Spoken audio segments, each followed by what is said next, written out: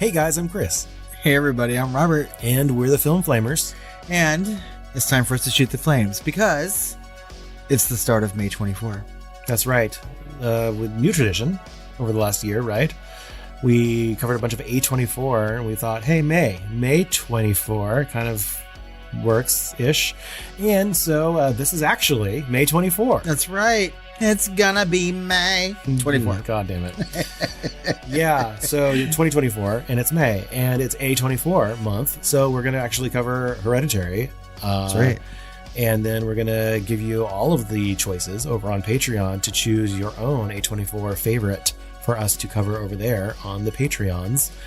And we're also going to give you another top 10, finally. And this one's going to be Dolby Shocks or jump scares, whatever you want to call it. That's right. But before we get into any of those things, we have to talk about your comments and questions and reviews. Let's read our new review, Chris. Oh my God, it says, quote. We don't have one. Oh, that's the template. I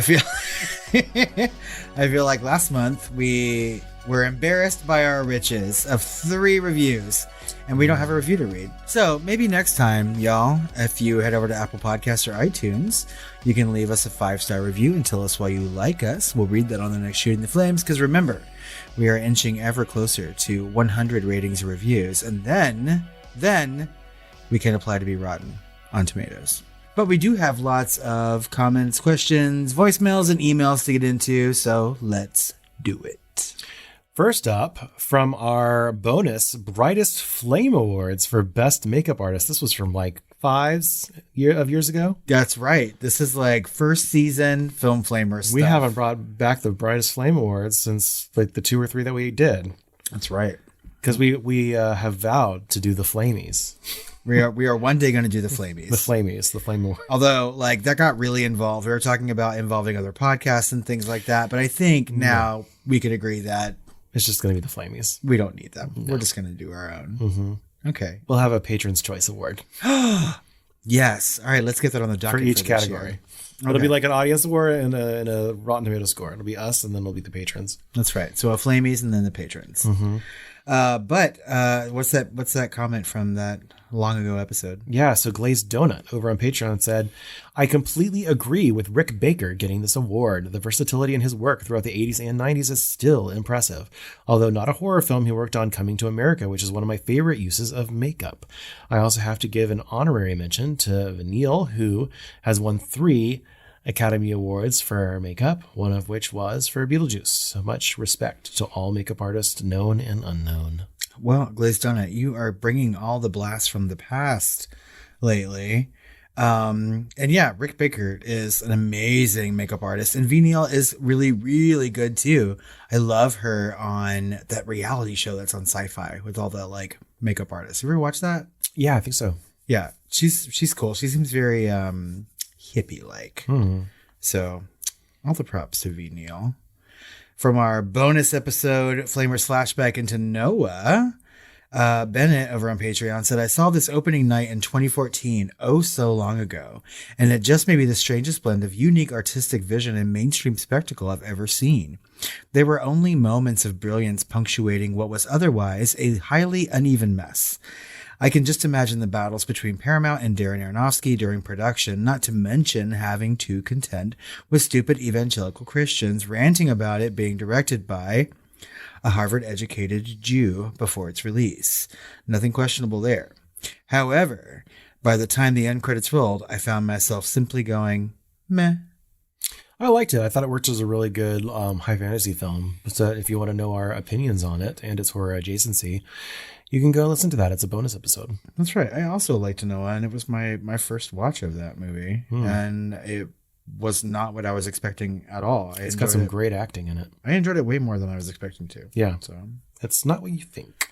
From our 1968 Night of the Living Dead episode, GlazedDonut over on Patreon said, although I have seen the 90s remake countless times, this was my first watch of the original version, and it was more satisfying than I thought it would be. I knew the ending, but Ben still had me rooting for him, and for that, I give Dwayne Jones all the credit. I know George Romero didn't mean it to be a social commentary, but I have to think that Dwayne Jones had awareness of how his character would be seen and wanted to portray a competent, strong, yet sympathetic person who was just trying to survive. It's also depressing to see that there are still gun-toting vigilantes in existence who think that it's their responsibility to save the world while simultaneously making it more dangerous. You're here. I can't believe this was your first watch of the original movie GlazedDonut, and I'm glad that you liked it, having seen the remake so many times. Dwayne Jones is amazing in this movie, and I feel like we talked about that a lot during that episode. It's one of our favorite things about it. And so is the social commentary, right? And I feel like it wasn't written that way, but it was then directed that way, right? Is based on, I think that's the consensus that we came to based on our research. I think they knew what they were doing. Obviously. Yeah, once they were doing it, once you cast them, And I also feel like George Romero, when he makes a movie with some sort of message in it, like, he knows the message, you know, like, he doesn't always have messages in film. Some of his movies are just horror movies, you know, but like, when he goes in there, he really goes in there. So I don't think we should expect it, but I mean, it's present. From our bonus Flamers flashback episode into Valentine, Gia Allison over on Patreon said, I think someone put this film on at a high school slumber party, and all I can remember is some chick not having a great day in a spa because of a drill and an enclosed lid. Correct film? Yes. We'll listen to the episode now, as I'm curious about the comments you made in a later episode about the great music. Did we say it was great? It was iconic. We'll say that. It was very early thousands. Yes. I remember liking a lot of those songs back then. So, yes. Okay. Well, it dates the movie, though, horrifically. It really, really does. Julia, let us know what you thought about the episode after listening to it, and maybe go back and pick up Valentine again and watch it post high school slumber party. From our deep dive into I Am Legend, Gia Allison over on Patreon said, I had to look up when this film came out, as I remember being scared when watching it, especially when Smith's character chased after Sam the dog into the dark building. I was 17 at the time. I disliked horror. I had only watched 2 horror films, The Blair Fucking Witch when I was 9 and The American Ring when I was 12. These 2 films had set me up to never want to watch horror again, as they both made me paranoid some sad witchy bitch ghost was gonna get me at 3 a.m. But I loved the post-apocalyptic genre, so I Am Legend was a gateway horror for me. I actually think this film will be Will Smith's comeback. Though it's based on a book, the imagery of the film is so tied to him, and if he helps produce it, then I can see studios giving him a pass. 'Cause money. Whenever the character is dead or not is irrelevant, as cinema is having a retcon moment. Not sure how I feel about that yet. I'm looking at you, Alien Romulus. Smith's crimes, though shocking and provide terrible model for young men dealing with emotions via violence, seem formidable given the nature of Hollywood. He's no Kevin Spacey, Roman Polanski, or even Weinstein. Though I can't think of anyone off the top of my head, I'm sure there are other actors who have been at the same level of disgrace and come back.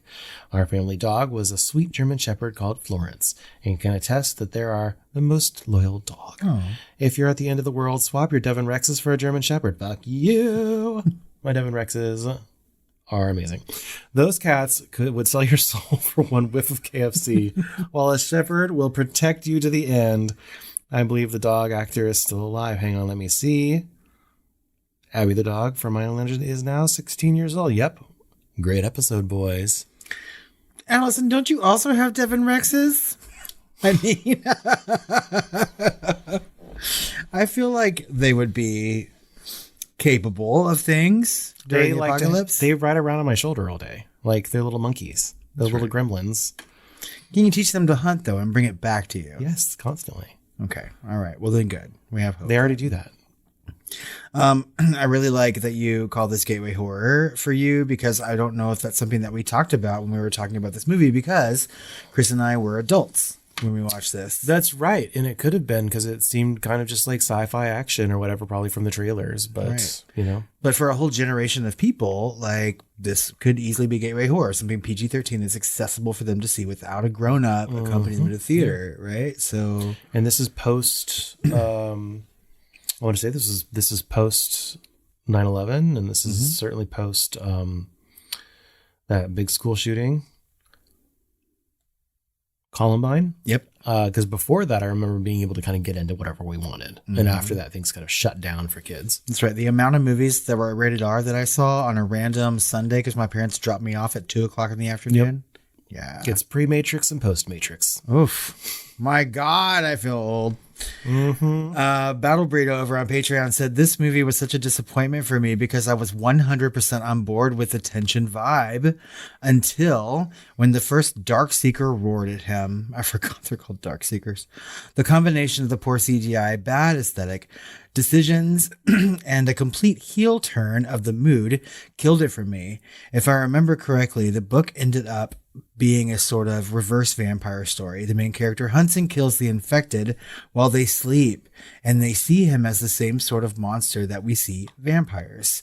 In the end of the novel, he is captured and set to be executed by the New Society and realizes that he will probably end up as a legend, hence the title, in the New Society. Obviously, the alternate ending of the movie is much more in line with the novel. The problem for me is that we never see any evidence of New Society and culture really develop like it does in the book.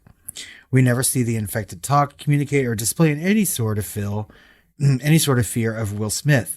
The infected in the book are terrified of this day-walking, family-murdering, and wife-stealing monster. Yeah, I really feel like The Girl with All the Gifts does a better job of that. Yep, for real. It does. And now that you're talking about this, I know there is a Simpsons Treehouse of Horror segment where they're fighting mutants, right? And it's kind of like that. So I can see all that, BattleBurrito, for sure. From our Shooting the Flames back in April, GlazedDonut or on Patreon said, I paused my listening of the episode when Robert said, hi, GlazedDonut, and my stupid ass raised my hand and said, hi back. That's the example of my mind the last couple of weeks. Also, The Night of the Hunter is one of my favorite horror and suspense films, and it holds a special place in my heart because it was my mother's favorite film. Ooh.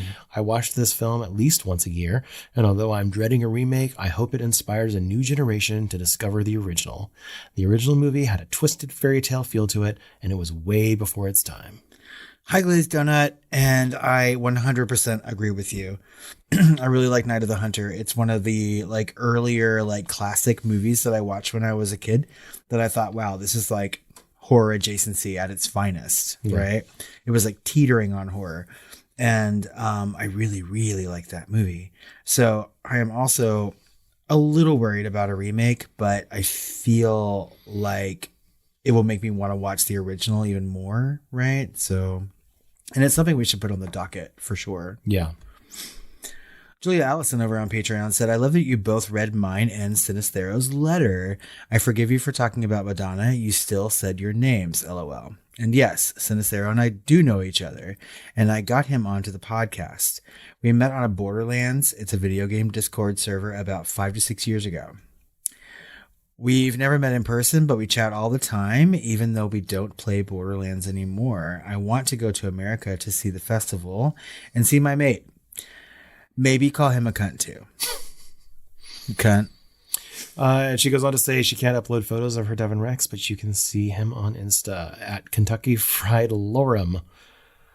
And then she said she wanted to see pictures of mine, so I sent her mine. But you can follow her on Instagram and see all of her wonderful Devon Rex photos. They are very, very cute kittens, for sure. Nonsense over on Spotify said, hey, y'all, I definitely agree with you on Romulus. I just don't get the decision to abandon David's story, especially with fans starting to come around to it. Blomkamp's take would be very cool. That's true, and it's more of a sequel to Aliens. This is more of a sequel or prequel to Alien, right? So it's supposed to take place before Alien, right? But after Prometheus Covenant, right? So it's alluding that they've alluded in the background that it is, connecting and being more of a bridge than we previously thought. Oh, I thought it was supposed to take place 17 years after Alien. Oh, it is? Yeah. I thought it was 17 years before Alien. I really thought it was between Alien and Aliens. Well, shit. But who knows? I could have read that completely wrong. I did read that there was a connective tissue. Either way. There is. I mean, it does connect to the original films more than the Prometheus and Covenant of it all. Okay. But I don't know. I mean, the more I see of behind the scenes things about Romulus, the more excited I get about it. I've rewatched the trailer and I like at first I was just like, no, I don't want this. And that's originally not how I felt about Prometheus. I was very, very on board. So, and everything that we've learned about that movie or how we feel about Prometheus and Covenant after the fact, I need to just like go into this movie and just accept it for what it and is. not expected to walk on water or Right. anything, and just go in there and expect some nice physical prop horror, and gore and stuff. That's right. All the things that I've seen, all the practical effects in this movie, I'm just like, okay, I'm kind of on board for it. Yeah. So Anthony over on Patreon says, Chris says gapes at 4814, and I've listened to it 3 times, clutching my gay pearls each time. So what happened was I was talking about Alien Romulus bridging the gap, but I said gape. bridging the gape. Something like that. Clutching his gay pearls. How much do you like the word gape, Anthony? Oh my God. I just clutched my own gay pearls. Look at that gape. I cannot wait until we do our porn thing later on at the end of this episode. Thank you, Anthony. Bonnie J over on Patreon said, 1, I agree that the very special episode of Buffy about date rape, Brock Turner, Dude Bro, and a giant snake demon phallus, he wishes, is largely skippable. But pretty much every episode, even the cringe variety or nostalgia clip What?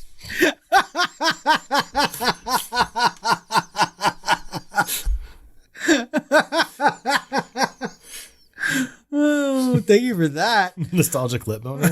Nostalgia clip boner. 2, right before I went on my own very special comment about frat sexual assault. Did I hear that Robert has never seen Coraline? No, I haven't. What?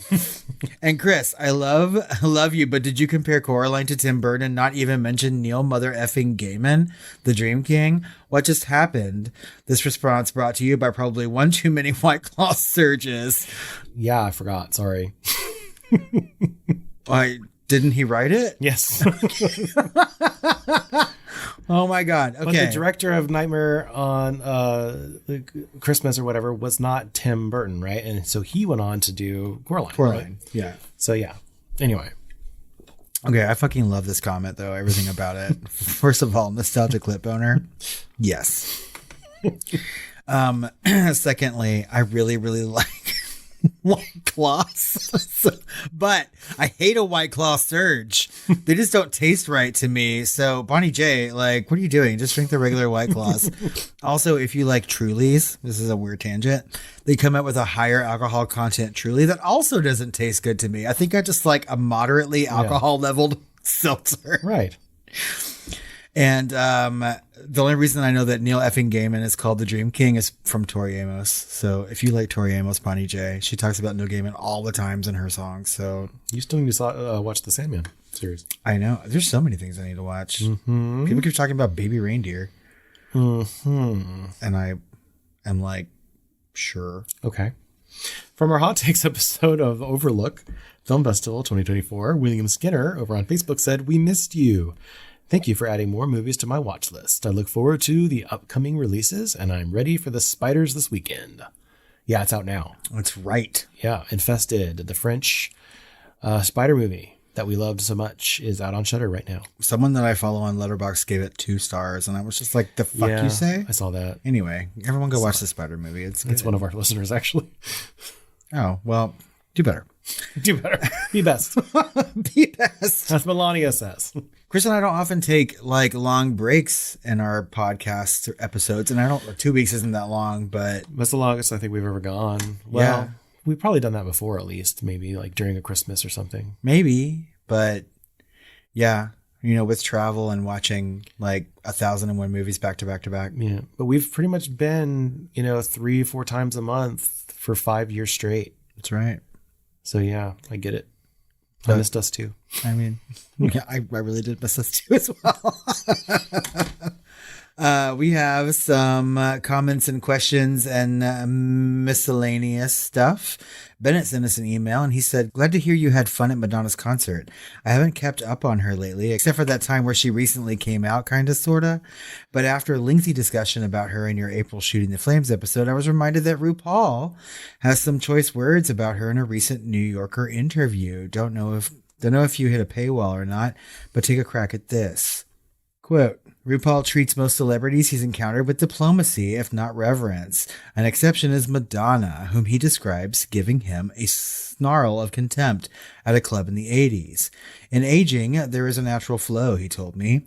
And when you're against the flow, it doesn't look right. It doesn't feel right. The energy around the Madonna thing, it feels weird, right? He referred to chasing arena tours and grills in your teeth. He added, I'm not interested in appealing to 11 to 25-year-olds. I'm just not. I can, on a bigger level, as a mother. As Mama Ru, it's a different relationship. I'm not trying to be them. Ooh, burn. Yeah, that is kind of a burn. I don't know that she's trying to be anyone else, but I also feel like we've talked about Madonna enough on Shooting the Flames episodes. Mm-hmm. So, every little thing that she says or does. She's hung up. Just hang up the phone. Stop talking to us, Madonna. Alex sent us an email and said, Dearest tired of waiting in lines queens. Hi, Alex. It was really great to be able to participate in the film festival once more. Despite some issues at the lines, it was fun time, if not incredibly draining. Most of your top picks reflected my favorites as well. Infested had me actively freaked, since I am not a fan of most insects and arachnids, but it was very enjoyable to get that wigged out by a movie. Red Rooms is a must-see horror-adjacent film. It has some brilliant tension built up, but for whatever reason, it especially got me in the scenes showing the ease of how security can be bypassed with tech. I really can't wait until it's available so I can be able to share it with others and MTV's Dan Cortez. See Arcadian for the monster designs alone. Them hands. Some amazing stuff in there, and A Violent Nature did not disappoint. A horror fan must, especially when it is at its most creative. And I really enjoyed Sleep for its psychological horror, though I must have missed the early flag for the twist. It was pretty late though, so maybe that played a part. Ha. As for TV Glow, it's a much better film than the director's last, at least. I just feel like they need to work more on their narrative structure in the future, but it still wasn't something I could say I enjoyed. Great soundtrack, though. I believe the queer and especially trans community will resonate with some of the feelings and emotions explored, like finding connection with others for the first time and being true to your actual self, but I don't think that they'll pull it off successfully in the end as a story. Maybe it wasn't for me either, despite resonating with some things explored at times, but for certain, it was not a horror movie aside for some mostly creepy, if not interesting designs. Good to see Amber Benson, though. Anywho, I hope more people will be inclined to check out The Overlook in the future and are eager to check out the movies y'all covered in the episode. Dash, friend of the pod, Alex. What is up with that fucking accent? I don't know. I have to understand myself somehow when I'm presented with a wall of text. I feel like I agree with most of the things that you said in those, right? Mm-hmm. I mean, we had the opportunity to talk about them like right after the movies. As for TV Glow, let's never speak of it again. Right. It's almost as if I've heard all of these opinions before. That's right. But here, he has a platform for others to hear them as well, similar to our own. But here, somehow, heartache feels good. That's what some of those movies are missing. I need to see Nicole Kidman before each of those movies. I want to make a horror movie where Nicole Kidman is trapped in that commercial. Oh my God, yes. She would totally do it. The one thing I can say... It'd be called the AMC Others. I am your daughter. The only thing that I want to revisit about the TV Glow, what the fuck is that movie called? As the TV Glows? I Saw the TV Glow? I Saw the TV Glow. Okay, yeah, is the soundtrack. Right? Some of the artists in that, and they were in the movie, like, wrote these songs for it. It's the only thing that I want. So when that movie comes out, I need the fucking soundtrack. Mm. And also, I agree. I want to show Red Rooms to people because I think it's just a really good movie. Do we have some voicemails? We do. Hey, it's the Scrotus. Yeah, it's been a long time. So I wanted to start this long time coming back banter, I guess, about something interesting that I saw in the remake of Night of the Living Dead. The introduction of Todd, when he comes out of the car, there's a quick 3-second clip where you see this crowbar extend from his hand, and it's just a shot of his feet, and you see the crowbar kind of pop into the screen. And I swear, it's Candyman, but it predates Candyman. I just thought it was really weird, coincidental, I guess. The other thing I noticed, the captain choke on him, captain from Day of the Dead. I swear he does a cameo as a naked zombie, but it's only for a real brief second. I thought that was pretty cool. Anyway, on a different note, I really hope you guys get to do Wild Zero. And I'm thinking right now it looks like it might be the movie. And if so, I really, really, really encourage you to watch this together and have drink in hand, but do not drink an entire drink per beer mug that pops up or whatever. Or even if you don't have the drinking game on the DVD, watching it that way. Still, follow the rules. And like I said, within the first 20 minutes, you're not going to remember the last hour. If that's how long the movie is. It's pretty short. But it's a crazy ride. It's fun. Don't expect Oscar-winning performances. It's not that kind of movie. It's a very fun, stupid, silly, but it's a great way to look at a zombie movie from a very different perspective. It's great. Anyway, that's the Scrotus. That's all I got. Love you guys. It's been a long time. I really wanted to go to New Orleans to see y'all at the festival, but that ain't going to happen. I got other things in another state, but man, sure would be great. Anyway, maybe next time. Love you guys. Sweet dreams. I think we got this right after we had actually recorded April's Shooting the Flames, like right after. Okay. And so it's a very late voicemail. So obviously Wild Zero did not win. Nope. And also no one could find it. It wasn't streaming anywhere. Mm-hmm. So I special ordered it. Actually, my husband did. And so it is sitting on our to watch pile. And so when we go and watch that, I will definitely have Robert over and maybe we can deep dive it sometime and actually do it, as a deep dive. I think that's the plan. And I will certainly be participating in a drinking game. Why not? That sounds like fun. Yeah. I mean, for as long as I can handle it. But Scrotus did comment on our Facebook post for that Return of the Living Dead remake episode, and he provided a sort of gif of Tony Todd's crowbar extending near his feet, and it does look very Candyman-esque. And then he also provided a gif or screenshot of the choke on him captain from Day of the Dead making that cameo. It does look like him. So head over to our Facebook page and follow us if you have not, and you can see those gifs and see what you think. Love you, Scrotus. Love you, Scrotus. You always sound like the hottest daddy out for a walk every time you send us a voicemail. Next up, we've got something from Kimberly. Oh. Hey, it's Kimberly. So we need to make a horror movie about Mercury in retrograde and a perimenopausal woman whose hormones are fucking jacked all over the place, because this month is bullshit. This month is utter bullshit. Also, the double latte might have been a poor decision. Might as well add fuel to the fire, right? Okay, I feel better now. Thanks, love you, bye. We love you too, Kimberly. Yeah, we do. It sounds like you need a hug. Oh my God. Our trapped in the AMC commercial could be perimenopausal Nicole Kidman. Oh my God. It is so funny that you mentioned Mercury in retrograde, because I have also been having a not great time at work, And so I was walking down the hallway with one of my staff members, and they were also commenting on how things are kind of shitty. And I was like, well, Mercury's in retrograde. I was like, I don't really know what that means, but people keep bitching about it. So, I mean, it's got to be a thing, I guess. Mm-hmm. I don't know, Kimberly. I hope you're doing better, and I hope that double latte helped instead of making things worse. So this number that we miss, it's like a whole thing, and it's like them walking around, and you can tell it's in their pocket, and then you hear piss. Can I hear it? It's kind of frightening.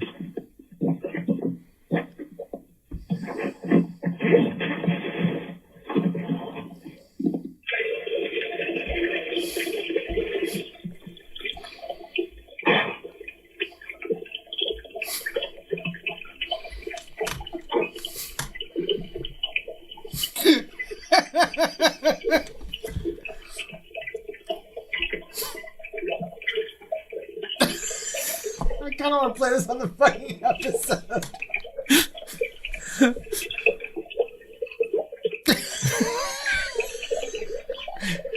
Someone fess up. Who called us?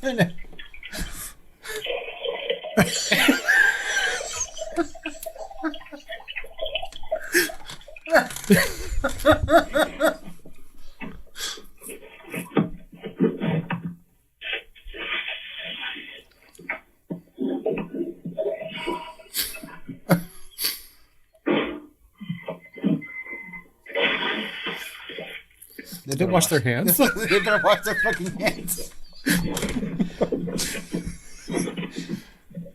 I guess I could call the number. Like, hey, Chris and Robert. You have a steady stream. yeah, quite a pressure. So anyway, that's that voicemail. It's time to fess up, you guys. Who called us to let us listen to UP? Like, really? And frankly, I'm going to call you out because I didn't hear you wash your fucking hands. I should have heard a steady, very pressure-filled stream of pee followed by a sink. Who like butt dials like a podcast or a radio station and then goes to the bathroom? I don't know. It'd be hilarious. I mean, you can tell us in private who you are. That's fine. We might shame you on a future episode of Shooting Flames. But I hope you all enjoyed that. We have some new patrons. We do. We've got Canadian Matt, who joined us at the Film Sparker level. And Andrew Bauer, who also joined us at the Film Sparker level. I like it when people put their nationality in front of their name so we know there's no guessing involved. Well, my husband's Matt, so now I know there's Matt and then there's Canadian Matt. That's right. And perhaps somewhere a British Matt. Yes. That's right.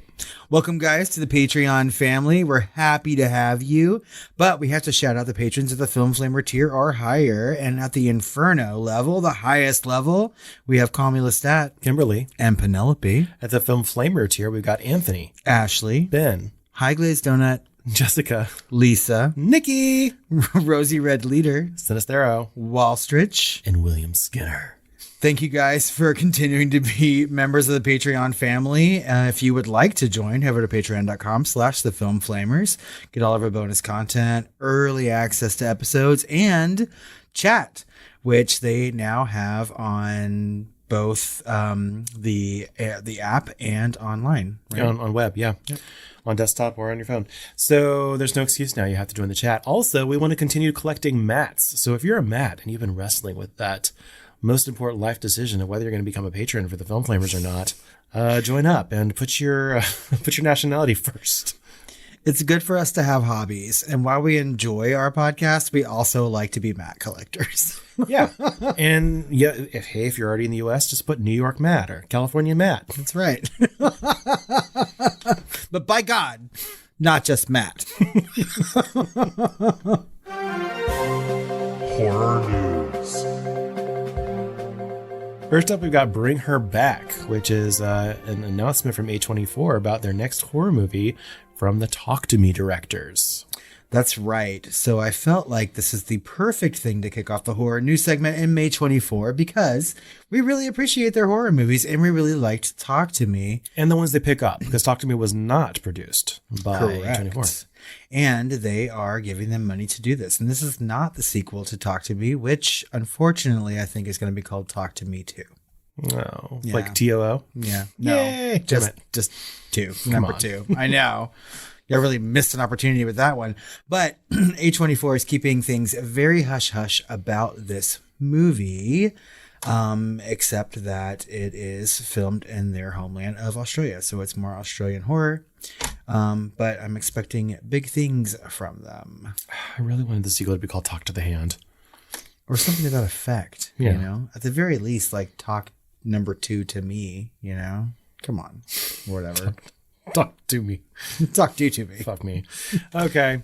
Next up, we've got Rosemary's Baby prequel, Apartment 7A from Relic director, heads to Paramount Plus this Halloween. But not theaters? No, not to theaters. So it is coming to Paramount Plus. And we really enjoyed Relic. Like, the two of us both really liked that movie quite a bit when it came out a couple years ago. The dementia horror. Yes. And I am looking forward to seeing how that woman sort of like tackles this story, because it talks about the people who lived in that apartment before Rosemary, I think, right? So there's a dancer who lives there and her experiences in the apartment complex. Like a lot of people that, you know, are awarded jobs and positions, right? And they've proved that they've already done the job, right? And Relic proves that she's already done the job of being in a small confined space where you slowly unravel your sanity. That's right. Right. So Apartment 7A is exactly something that this director is capable of doing. Well, the thing is that like these streaming services now are like one-upping their Halloween game. So like they've taken Halloween and they've turned it into a month-long extravaganza. So like Netflix, Paramount Plus, Which is great if we could stay on our goddamn horror TV game. or even just have the time to watch everything. I've watched like one horror show a year at this point. Well, I mean, these are like mostly like original movies, you know? So, but like I love Rosemary's Baby and we both loved Relic. So I feel like this is like sort of like high on my streaming Halloween watches. Yeah. So. I feel like Rosemary's Baby and The Omen should be a combined universe. Oh my God, I would love that. Gregory, peck me. Next up, we've got The Invisible Man 2, with Elizabeth Moss saying that the sequel is closer than ever to happening. And I know that Universal is trying so hard to get that like dark universe or monsters to like work. Stop trying. You know what I mean? Like, already The Invisible Man did not fit with any of the others, right? It did not. And it was much more a film with a capital F than they probably were betting on. And I'm hoping that that same director is coming back. Leigh Whannell? Yeah, I would hope so too. Because I feel like if it were anyone else's hands, it would not be that great. But so far, the movies in that shared universe they're trying to create was that weird Mummy one. Mummy, and then we had the gay Dracula one. Renfield? No, that's not in the dark universe. No, it is. And apparently Renfield and Abigail have a shared universe that I didn't realize. Yeah. All right, well, the first try at it was the Mummy with Tom Cruise and Dracula with the gay actor. Oh, yeah, you're right. Yeah. And then Invisible Man. And apparently Dracula Renfield Begins or something. I don't even fucking It was know. all right. Dracula Untold. Untold, yeah. Yeah. So, and apparently Renfield and Abigail are supposed to be part of this universe, although they did not make that very clear. Please no, because Invisible Man is way more filmy than those popcorn movies. I still don't see how Renfield and Abigail sort of fit together, but apparently they do. I don't care. Yeah. They fit together. Tone-wise. Tonally, yes, they do. Yeah. And finally, Al Pacino and Dan Stevens are starring in an exorcism horror film, The Ritual, which has been acquired by XYZ Films. Right. So XYZ is going to release this film theatrically all the way in 2025 and arrange international distribution at the upcoming Cannes market, right? So this is actually based on a true story. So The Ritual follows two priests, one questioning his faith, which is Dan Stevens, and one reckoning with his troubled past, which is Al Pacino, who has to, put aside their differences to save a possessed young woman through a difficult and dangerous series of exorcisms. The film is an authentic portrayal of Emma Schmidt, an American woman whose demonic possession culminated in harrowing exorcisms. Her case remains the most thoroughly documented exorcism in American history. And I'm really looking forward to this because Dan Stevens is horror royalty at this point, and Al Pacino is Al Pacino. That's right. And for him to be attracted to a project like this seems kind of interesting to me. So I am definitely looking forward to this. This is something that they sent us specifically as a press release. Really? Yes. Okay. Well, you know what? Al Pacino doesn't have a lot of years left in him. And Dan Stevens is A, fucking hot, and B, like you said, horror royalty. I really enjoyed him in the two films that we saw in Overlook. He's great. I want to have a Dan Stevens night where we watch like The Guest and stuff, right? He's good in so many. He's good as a bad guy, as a good guy, everything in between. He's so chameleonic.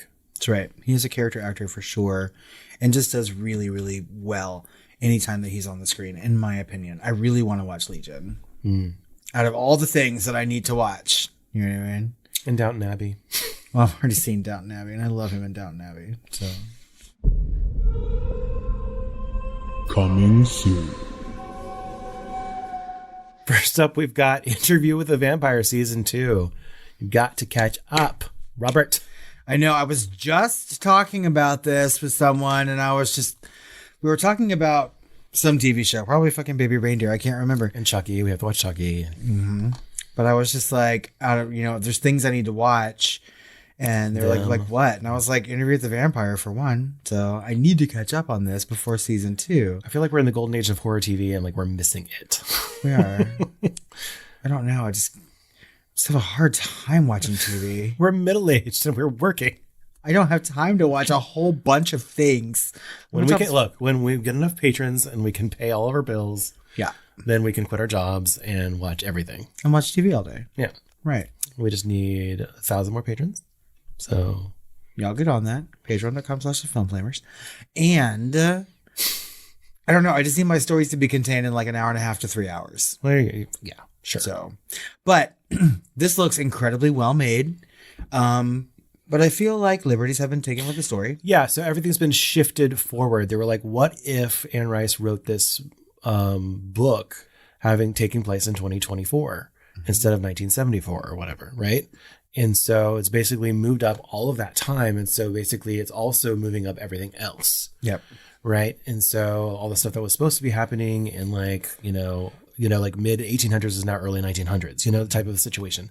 And so it also makes it easier for them to make it in like modern New Orleans, things like that. Yeah. Right. And now we're kind of like shifting over to Paris in the story. And this is the second half of the book, Interview with the Vampire. And by judging some flashbacks looking stuff with Lestat, it's looking like also the show is maybe starting to segue into Lestat's point of view, which is what the Chronicles of Narnia, Riddick, Vampires, whatever the fuck it is, do anyway. Okay, so we've talked about making that Nicole Kidman movie, but now I also want to make the Chronicles of Narnia, Riddick. My God, it would be amazing.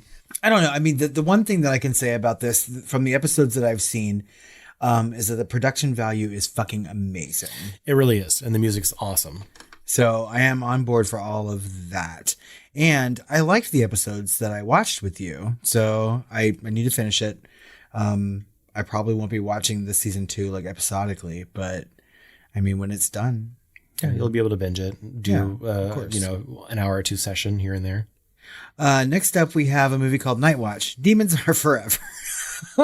Demons are forever. Now in a supernatural James Bond movie. Let's write that one too.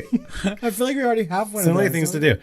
This one comes out on May 17th on Shudder, and this stars Nicolaj Coster-Waldau, who of course was in. I don't want to say that like I'm blonde. Nicolaj Coster-Waldau, Mr. Bongo, Nicolaj. Yeah, so he played Jaime Lannister on Game of Thrones, right? And so this is actually a sequel to the 1994 Danish film starring him, which was actually written into a remake in 1997 by Steven Soderbergh randomly. And he was directed by the same guy. So like, kind of like The Grudge, where it was remade by the same director who did it for him. So this is a sequel that takes place like 40 years later, which is incredible. Yeah. Cause when I was reading that you wrote this, in the docket, I was just like, Night Watch. Mm-hmm. I know I've seen a movie called that before, but not anything Danish. It was an American film. Yeah. And so this is about like an insane asylum or hospital or whatever. And the guy is on night watch. And there's also a psychotic killer on the loose, right? And maybe a little subtle supernatural stuff going on. Mm-hmm. And obviously popular and classic enough to garner a sequel. So... Or maybe even not so subtle. Kind of makes me, this is so unique, right? To have a sequel done 40 years later with some of the same actors. Mm-hmm. We saw it in Halloween. It's like, this is their version of Halloween or something, right? You're right. And so like, I need to see the original and then I want to see this. Okay. So, and we can in basically 17 days. On Shudder. Mm-hmm. Is the original going to be playing on Shudder as well? I don't know. Well, we're going to have to find out. However, I do love Nicolaj Coster-Waldau. It looks like a really cool trailer. I just don't like the title of this movie. But okay. Next up, we have a movie called The Exorcism, and it's coming out June the 7th in theaters, and it stars Russell Crowe. Right. And so he is, I feel like he's really Nicholasing his cage with horror movies recently. Apparently his the Pope's Exorcist movie was actually not half bad. Yeah, that's what I heard. And I never saw that, and that was for last year, right? Yep, I didn't see that one either. Yeah, so I need to catch up. But his Road Rage movie was fucking excellent. Loved it. And I feel like people are sleeping on Russell Crowe right now. And guess what? This is actually a little meta, right? So he is actually playing an actor who is playing a priest who is performing exorcism, but he is the one that's getting possessed in the actual movie. So it's kind of a little crisscrossy, weird. And it looks kind of interesting. Yeah, I mean, I would agree. I don't know. I'm not the biggest fan of Russell Crowe. In fact, I was kind of like shocked how much I loved that Road Rage movie. So good. I do from time to time like to wrestle my crow. Mm-hmm. And, I do want to go back and watch that Denzel Washington movie that was kind of his breakout role. Vindication or something. I don't fucking know. Anyway, he played like a robot killer sociopath. Schenectady? No. Synchronicity. Synchronicity? Something like that? Velocity? I don't fucking know. Yeah. One of those. It was good. He's like an AI amalgamation of all serial killers. Oh, fuck. Yeah. Well, I didn't know that. Yeah. Okay. So, yeah. Virtuosity. Yes. Yeah. So that's the one. We should have done that in Fallen together. Damn it. Well, for a Denzel moment. That's okay. We can do it again. And then we'll have a Russell Crowe moment because I would love to deep dive that Road Rage movie. Yeah, he's got a lot of stuff, and Gladiator 2 is coming out soon where I don't know, maybe they're going to parade his bloated corpse. Because he did. Well, and bloated for sure. So, I mean, I'm not trying to like body shame people because Lord knows I'm a big boy. But Russell Crowe, I've seen Gladiator, and I remember when Gladiator came out, and I was just like, who is this big chunk of man looking all fine and shit? And he still looks good, but they had him in a hoodie in this like trailer. I was like, they are not doing him any favors with this goddamn costuming. He looks like a fucking pudgy motherfucker up in here. Russell Crowe, what happened to ye? So it's okay. I mean, I shouldn't be so vain or like judge people based on their appearance, but my Lord, Russell Crowe, what a change. Next up, we have a movie called The Watchers, which not the Weight Watchers. What are we doing? I don't know. Poor Russell Crowe. We're talking about trailers, though. Okay. This is by Shyamalan. This is M. Night Shyamalan's one of his daughters, Ishana, and directed and written by her, I believe, and of course produced by her father. And this stars Dakota Fanning. This is in theaters in June. This already had a teaser trailer. That's right. This is the full trailer, right? And so you should check this out. It looks good. I know there's a fucking twist. There has to be. Yeah. And that's kind of all we can say about it. You just need to watch the trailer. It's full of atmosphere. That's right. And, we talked about the teaser on it. We talked about a teaser on the Shooting the Flames, and I really liked that teaser. And now I'm even more interested in this movie. Out of everything that we've talked about so far, leading up to like these summer blockbuster months, I am most looking forward to The Watchers and the next movie on our list, which is Maxine. And this is coming out in July 5th in theaters. And this is the third of the Ty West trio with extra stomping Mia Goth. Just stomping all over, kicking people and shit. Right. It kind of works for her, though. I'm getting real Night Stalker / Showgirls vibes from this. For real. It's like the best of Paul Verhoeven, like mixed with Grindhouse, mixed with this is looking great, guys. So check this trailer out because it looks like they're finishing this trio with a bang. I have been looking forward to this movie for so long because I really enjoyed X and I really enjoyed Pearl.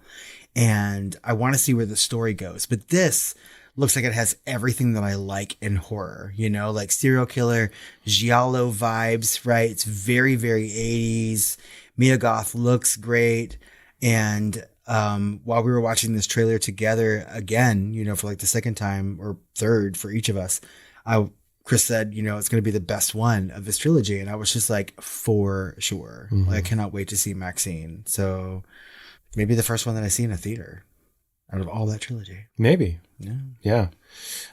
Next up, we've got Trap, which is another Shyamalan, and it's coming in August in theaters. I believe this was also written and directed by Shyamalan proper, Papa Shyamalan. Papa Shyamalan. But also stars another of his daughters, who's an aspiring musician, Lady Raven, I believe, in the film. Yep. And this stars, what's his face? From Josh Hartnett. Josh Hartnett of Penny Dreadful fame, as well as, 90s stuff and early 2000s stuff. But it looks great. Everyone in the younger generations on the TikToks is going crazy for this trailer. Although I feel like if there's another twist that maybe this trailer has shown too many of its cards, and it almost feels a little exhausting. I feel like to me, Shyamalan has maybe just given up on twists, and he's just like, well, here's the trailer, y'all. Yeah, I don't know, unless there's a twist on a twist, which is also exhausting in its own way. That is super exhausting. I mean, the movie looks like it's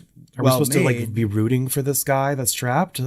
Even though he's a fucking serial killer, maybe he's a psychic who's actually seeing the guy, or maybe he's I don't fucking know. I'm still maybe there's another twist, but the trailer really shows maybe too much. It almost feels like I'm watching the movie, and I don't like it when that happens. I'm hoping that they're still holding it close to the chest. I hope so, because I mean, the last couple Shyamalan movies that we watched, right? Like Old, I think was okay. It was an enjoyable film. It's right. And I really liked Lock at the Cabin. So I'm on board with this. I also like. You okay? Went right in my fucking ear. You see it? Yeah. What is it? It's a bug. Well, I knew it's a bug. I just used Kimberly, someone in Nebraska loves you postcard to destroy that bug that attacked me. My God, Kimberly, you saved my life. Oh my God. So go see Trap. Okay. Did you just throw it to decompose? Yes. With the rest of the corpses in here.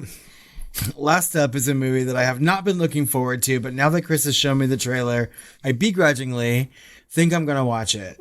God damn it. Yeah, me too. And that's Joker Folie à Deux, which is coming out October 4th in theaters. And of course stars Joaquin Phoenix again as Joker, which I did not really enjoy. I loved it. The acting and the direction and the look and feel and everything of the first movie, but I did not like I didn't like the so what of the movie. Yeah.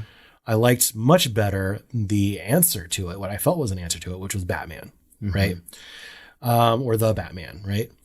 And so this is the sequel to to Joker, called Folie à Deux, and it stars also Lady Gaga, right? And it could be a musical, a surprise musical, I've heard. So, and the trailer makes it kind of look that way. So, yeah, it looks very La La Land-esque. I was going to say like a horror version of La La Land, or like a modernized version of Demon Barber Fleet Street. Yeah, I mean, it's very the golden age of cinema musical, the way it looks, right? There's this one moment in the trailer where Joker is walking with these colored umbrellas above him, and I was just like, oh fuck, that is reminiscent of things. Yeah, and Lady Gaga's not going to do anything that's not Oscar bait at this point, so it's true. She really wants that fucking acting Oscar. God, it's like her and Bradley Cooper have this fucking thing with the devil, where it's one of them goes to hell and splatters instantly, a la Ready or Not style. I feel like when they were making A Star Is Born, they both signed some pact. Yeah. And now they have to do whatever they can to get an Oscar. But this movie looks surprisingly well made and very, very good. And I love a musical. And God help me, I love Lady Gaga as an actress, even though when she first started acting, I was just like, bitch, please. And now I'm like, okay. Bitch, please. Bitch, please. So, Harley Quinn. All right, come on, girl. Do it. Well, I think that about wraps up this episode of Shooting the Flames. That's right. And as always, we would like to read more comments and questions and emails and such from you guys, our listeners. So look for us on social media at The Film Flamers on Twitter, Facebook, Instagram, X, all the places. You can also email us at tiredqueens@filmflamers.com or call our hotline at 972 666 7733. Fill the gaping hole in our voicemails. Bridge that gate. Follow my dude. Rustle my crow. Like we said earlier, guys, if you are looking for more Film Flamers content, head over to patreon.com/thefilmflamers to get all of our bonus content and vote in the upcoming May 24 poll. Because like Chris said at the start of the episode, we got all kinds of content coming out for you this month. That's right. Look forward to that top 10 jump scares and then that poll over there on Patreon for our A24 movies. Make us watch whatever you want. Make us bridge your gate. Bridge our gape. Well, Chris. Well, Robert. I am fully gaped and I need to go have some sweet dreams. Can we stop saying that word? Gape. I know. Gaped. Bye, GlazedDonut. That's as bad as ointment. Ointment. You might as well have called it a moist gape. Blah.